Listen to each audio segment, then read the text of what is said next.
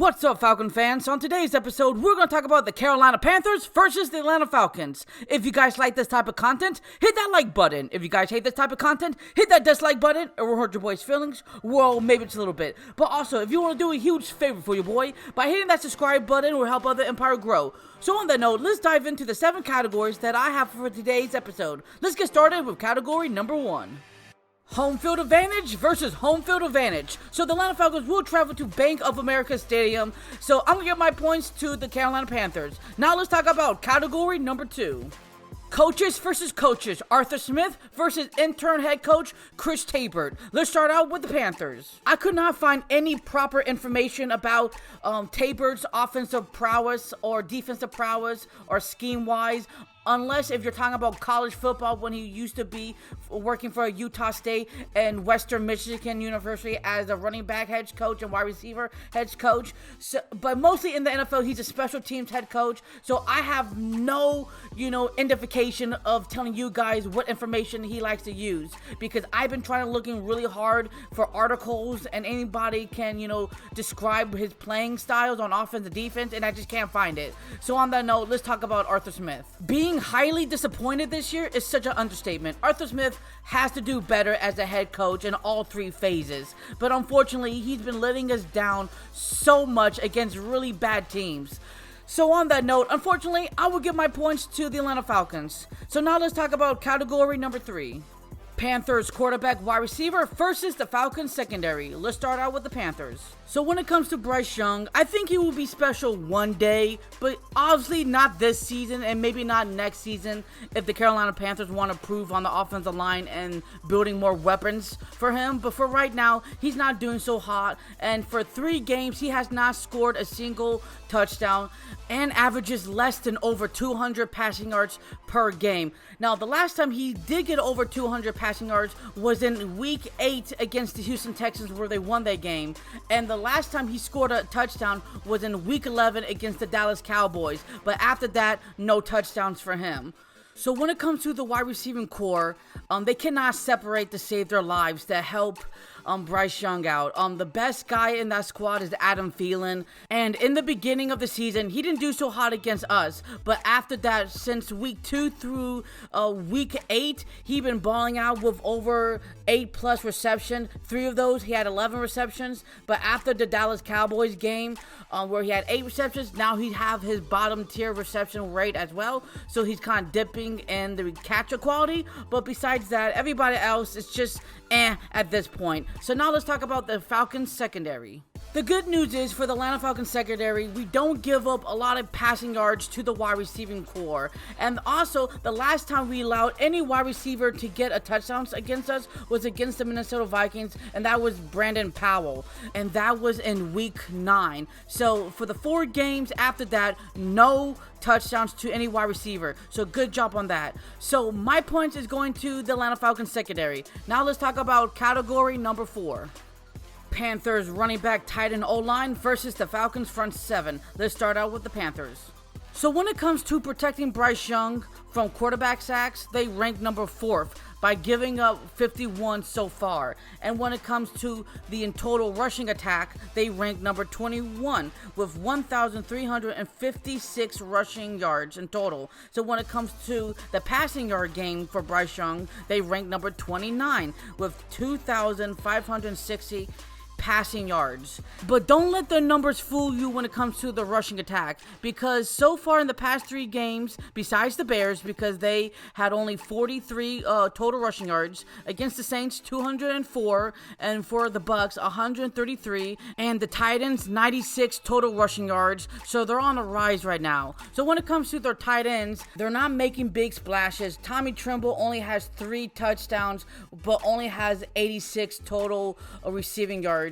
And then Hayden Hurst is just he's there and then he's not there at some games.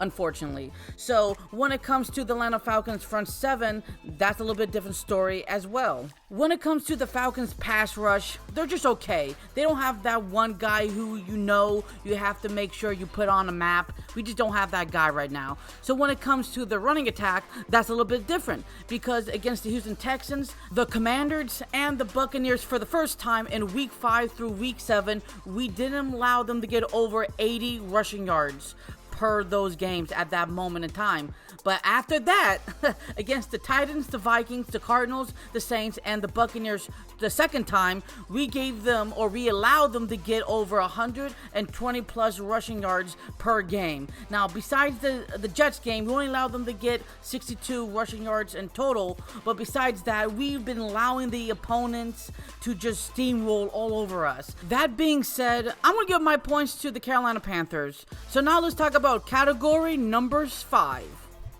Falcons quarterback wide receiver versus the Panthers secondary. Let's start out with the Falcons. You guys know I'm a huge Desmond Ridder fan. I know a lot of Falcon fans are not, and that's fine. I feel like what he's given, and so far for his second year, it's not that bad. Is it excellent? No way. Is it terrible? No way. He has some ups, he has some downs. He had made some incredible plays where you're saying, oh yeah, he could definitely be the Falcons franchise in the future. And then there's some plays where you say, oh yeah, he needs to work on those a lot. But yes, besides those turnovers, and believe me, there's a lot of turnovers he has made, but I still love his pedigree. I still like a lot of the mechanics he has shown us a lot, and I can't doubt him for that. Now, what the cool thing about Ridder is that, yes, he's leading in the Atlanta Falcons, the rushing attack, when it comes to rushing touchdowns with 5. So that's crazy. But I love his durability, mobility when he's given the proper opportunity to go.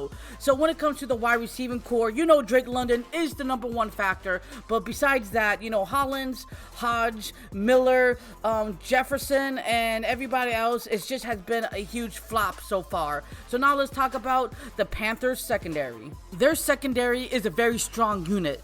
In total, they have allowed the Carolina Panthers defense, when it comes to passing yardage allowed, they're ranked number 3rd by only giving up 2,423 total passing yards. That's pretty good. And when it comes to allowing first down conversions, they rank number 5 by only giving up 127 so far in the season. And the scariest thing is that they only allowed 3 wide receivers so far to only get over 100 receiving yards. That was in week 3 against DK Metcalf for the Seattle Seahawks, Tyreek Hill for the Miami Dolphins in week 6, Mike Evans in week 13 for the Tampa Bay Buccaneers, and everybody else they completely shut down. But they do give up a touchdown to at least one wide receiver every game so far. So my points go to the Carolina Panthers. Now let's talk about category number 6.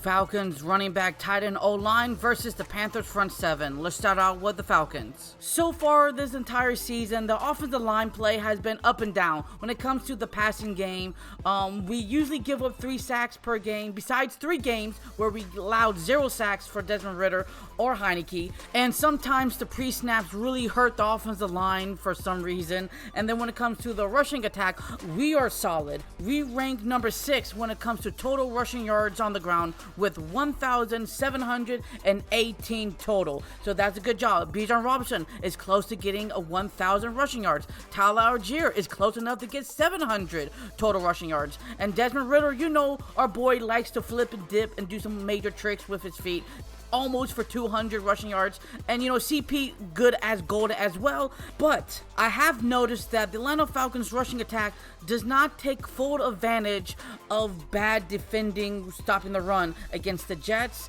and against the Buccaneers, where lately they've been averaging giving up over 120 plus yards per game, and we have not allowed that to happen. So hopefully that can change. And when it comes to the tight end position, Kyle Pitts is getting better and better each and every week. week. For the past 2 weeks, he's been averaging 50 yards per game. That's a nice addition.